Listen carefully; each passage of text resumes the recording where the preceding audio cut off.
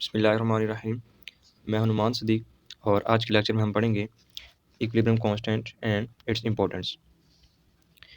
Equilibrium constant को हम केसी से रिप्रेजेंट करते हैं और इसका जो फार्मूला होता है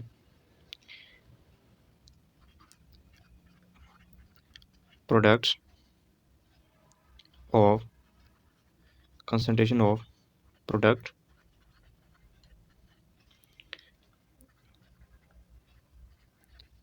raise to power of coefficient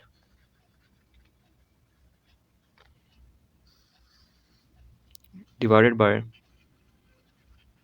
product of concentration of reactant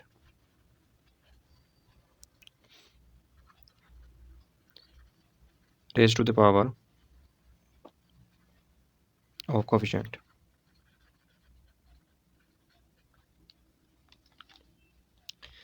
product of concentration of product यानी जो रिएक्शन में प्रोडक्ट होते हैं उनका हासिल ज़रब। इस वाले प्रोडक्ट का मतलब है कि हासिल ज़रब और ये जो प्रोडक्ट है जो रिएक्शन के नतीजे में बनेगा इनकी कंसंट्रेशन और साथ में जितनी उनकी कोएफिशिएंट होंगे यानी उनके जो नंबर ऑफ मोल्स होंगे उतनी ही उसकी पावर हो जाएगी। और डिवाइडेड बाय प्रोडक्ट यानी हासिल ज़रब है किसका, कंसंट्रेशन ऑफ रिएक्टेंट्स का, यानी जो रिएक्टेंट रिएक्शन में टेक पार्ट कर रहे हैं और उनकी पावर कितनी होगी जितने उनके कोएफिशिएंट होंगे यानी कि जिनके जितने नंबर ऑफ मोल्स होंगे। अब केसी जो होता है ये सिर्फ टेम्परेचर पे ही डिपेंड करता है। टेम्परेचर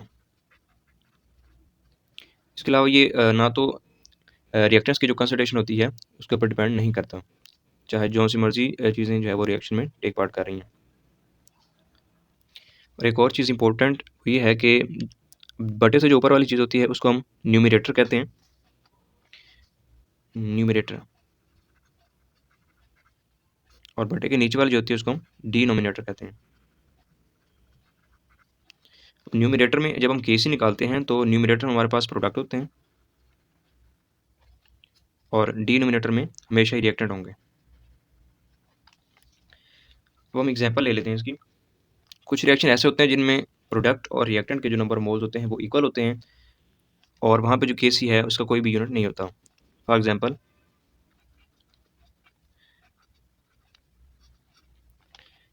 हाइड्रोजन और आयोडीन के रिएक्शन से हाइड्रोजन आयोडाइड बनता है और इसके 2 मोल बनेंगे। इसके केसी निकालते हैं, प्रोडक्ट ऊपर आएंगे और इसके चूंकि कोएफिशिएंट या कह लें कि नंबर ऑफ मोल्स 2 हैं तो ये इसकी पावर में चल जाएंगे और रिएक्टेंट्स बटे के नीचे होंगे। रिएक्टेंट्स यहाँ पे H2 है और I2। इसके अलावा ये जो बड़ी ब्रैकेट होती है ये इक्वल होती है मोल पर डीएम क्यूब के।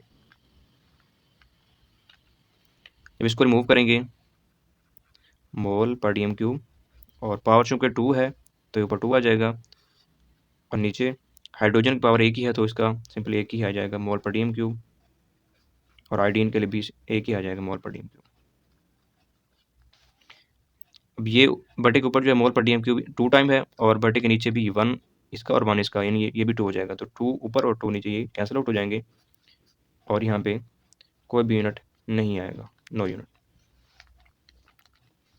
इसके अलावा कुछ रिएक्शन ऐसे होते हैं जिनमें रिएक्टेंट और प्रोडक्ट की जो नंबर मोल्स होते हैं वो इक्वल नहीं होते और वहाँ पे के सी के कुछ ना कुछ यूनिट्स आ रहे होते हैं। फॉर एग्जांपल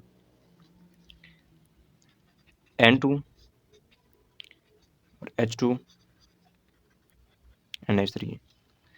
नाइट्रोजन और हाइड्रोजन से अमोनिया की जो फॉर्मेशन है इसमें हाइड्रोजन के 3 मोल होते हैं और अमोनिया के 2 मोल बनते हैं जबकि नाइट्रोजन का 1 ही मोल होगा।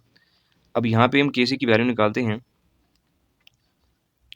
प्रोडक्ट ऊपर आएंगे NH3 है और इसकी पावर 2 मोल है तो पावर 2 होगी। रिएक्टेंट में N2 है,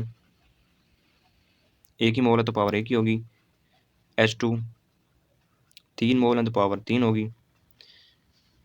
ब्रैकेट को रिमूव करेंगे तो मोल पर डीएम क्यूब आ जाएगा और इसका स्केयर और N2 इसकी पावर 1 ही है तो सिर्फ मोल पर डीएम क्यूब आ जाएगा और H2 क्या आ जाएगा मोल पर डी एम क्यूब और पावर 3। अब ऊपर पावर 2 है और नीचे 1 इसकी है और 3 इसकी, तो 1 + 3 ये 4 हो जाएगी। तो यहाँ पे 2 यूनिट्स नीचे बच जाएंगे, 1/मोल पर डी एम क्यूब का स्केयर। उस स्केयर को अंदर मल्टीप्लाई करेंगे तो ये बन जाएगा मोल का स्केयर डी एम क्यूब की -6। इस वक्त इसको बटे के ऊपर ले जाएंगे तो ये बन जाएगा मोल -2 DM6। तो ये चीज़ हमारे पास आ जाएगी, यानी केसी के यूनिट जो होंगे होंगे पर मोल पर स्केयर एंड DM की 6। इसके अलावा नेक्स्ट है इसकी इम्पोर्टेंस।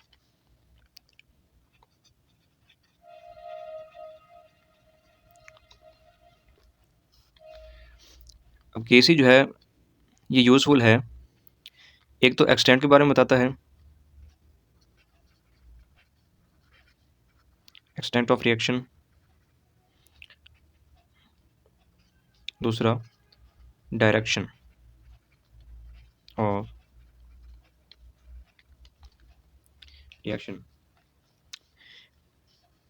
पहले हम डायरेक्शन को देख लेते हैं।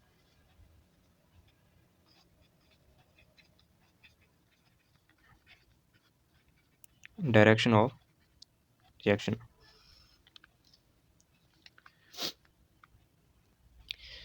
केसी जो है वो रिएक्शन की डायरेक्शन को प्रेडिक्ट करता है कि रिएक्शन किस डायरेक्शन में हो रहा है, एक वो फॉरवर्ड हो रहा है, फॉरवर्ड डायरेक्शन में होगा या फिर रिवर्स डायरेक्शन में होगा। तो इसको एक एग्जांपल की मदद से समझ लेते हैं। हाइड्रोजन और आयोडीन के रिएक्शन से हाइड्रोजन आयोडाइड बनेगा और यहाँ पर केसी की जो वैल्यू होगी वो 57 होगी एट 700 केल्विन।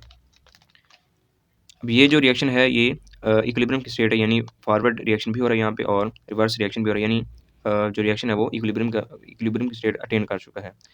अगर हम यहाँ पे जो रिएक्टेंट्स हैं और जो प्रोडक्ट हैं इनकी कंसंट्रेशन निकालें एट अ स्पेसिफिक टाइम, तो फिर हम उससे इसका एक्सटेंट का या डायरेक्शन का अंदाज़ा लगा सकते हैं।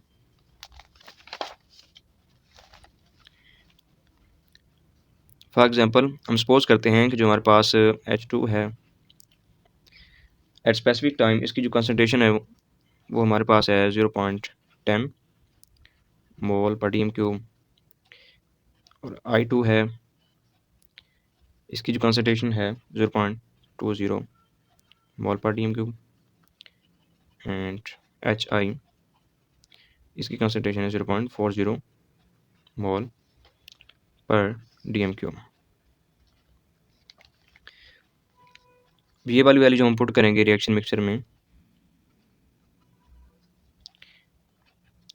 प्रोडक्ट ऊपर आएंगे, HI की पावर इसके 2 मोल थे तो पावर 2 होगी, H2 का 1 ही मोल है,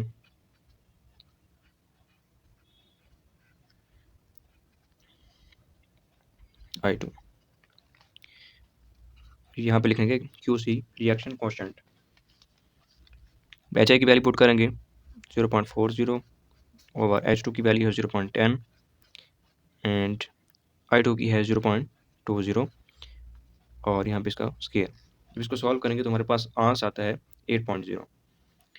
अब QC की जो वैल्यू आ रही है वो है 8.0, जबकि हमारे पास जो KC की वैल्यू थी वो थी 57.0। KC की वैल्यू जो उसका मतलब लार्जर है और QC की वैल्यू स्मॉलर है, इसका मतलब है कि जो रिएक्शन है वो फॉरवर्ड डायरेक्शन में होगा, क्योंकि अभी हमें मज़ीद जो प्रोडक्ट हैं उनकी कंसंट्रेशन की ज़रूरत है। तो इस तरह जो हम KC और QC की वैल्यू को कंपेयर करके रिएक्शन की डायरेक्शन का अंदाज़ा लगा सकते हैं। तो इस तरह हमारे पास 3 केस बन जाते हैं। When KC greater than QC, जब KC की वैल्यू बड़ी होगी QC से तो जो रिएक्शन होगा वो फॉरवर्ड डायरेक्शन में होगा। KC की वैल्यू ग्रेटर होती है जब QC से, तो रिएक्शन फॉरवर्ड डायरेक्शन में होता है। इसका मतलब ये होता है कि रिएक्शन मिक्सचर में प्रोडक्ट हैं और रिएक्टेंट जो है वो मतलब इसका जो रिएक्शन होगा वो लेफ्ट टू राइट जाएगा, यानी फॉरवर्ड डायरेक्शन में होगा। व्हेन सेकंड केस हमारे पास when KC smaller than QC। तो इसका मतलब है कि जो रिएक्शन है वो राइट टू लेफ्ट यानी रिवर्स डायरेक्शन में जाएगा। थर्ड केस है when QC equal to KC। तो इस केस में जो है वो इक्विलिब्रियम स्टेट होती है, यानी रिएक्शन इक्विलिब्रियम की हालत में पहुंच चुका है और दोनों रिएक्शन ही फॉरवर्ड रिएक्शन भी हो रहा होगा और रिवर्स रिएक्शन भी हो रहा होगा और दोनों के रेट जो है वो कंपेरेबल होंगे। तो सेकंड चीज़ हमारे पास extent of reaction. Extent of यानी KC की वैल्यू से हम ये पता लगा सकते हैं कि रिएक्शन किस हद तक होगा, कितने रिएक्टेंट्स प्रोडक्ट में कन्वर्ट होंगे। तो यहाँ पर भी हमारे पास 3 केस बन जाते हैं। पहला केस है large value of KC। KC की वैल्यू लार्ज होगी तो उसका मतलब ये है कि रिएक्शन मिक्सचर में हमारे पास प्रोडक्ट ही प्रोडक्ट हैं।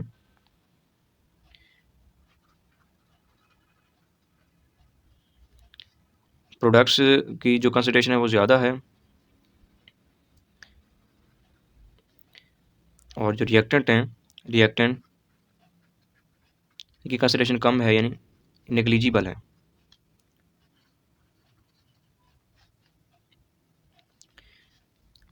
अब इसकी एग्जांपल एक ले लेते हैं। जब कार्बन मोनोऑक्साइड की ऑक्सीडेशन होती है तो इससे कार्बन डाइऑक्साइड बनती है और इसके लिए जो KC की जो वैल्यू होगी 2.2 × 10⁻²2। ये जो रिएक्शन होता है ये 1000 डिग्री पे होता है, 1000 केल्विन पे। सेकंड केस हमारे पास स्मॉल वैल्यू ऑफ KC।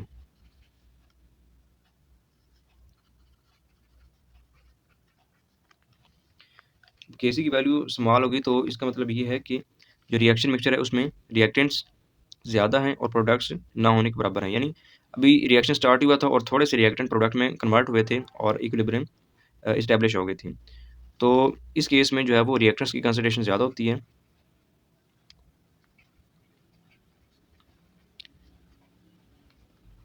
और प्रोडक्ट्स की कंसंट्रेशन जो है वो कम होती है। यहाँ पे प्रोडक्ट्स जाते हैं वो निग्लिजिबल होते हैं। इस तरह के जो रिएक्शन होते हैं वो कभी भी कंप्लीट नहीं होते। मिसाल के तौर पर अमोनिया की जो डिकम्पोजिशन है N2H2 में, इसके लिए KC की वैल्यू होती है वो बहुत ही स्मॉल होती है, 3 × 10⁻⁹ थर्ड केस हमारे पास KC neither small nor large. इस वाले केस में जो है KC की वैल्यू ना तो स्मॉल कम होती है और ना ही बड़ी बहुत बड़ी होती है, यानी कंपेरेबल होती है। यानी इसका मतलब ये है कि रिएक्शन जो है वो इक्विलिब्रियम की हालत में पहुंच चुका है। इस केस में इसकी हमारे पास एग्जांपल होती है N2O4।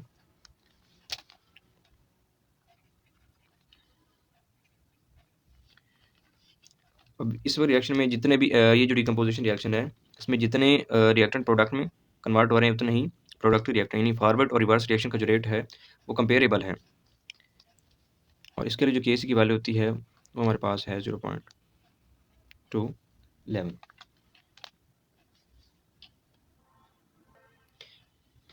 इस रिएक्शन में हमें ये पता चलता है कि जो N2O4 की डिकम्पोजिशन है और N2 की कम्बिनेशन है, यानी दोनों रिएक्शन का रेट जो है वो कंपेरेबल है।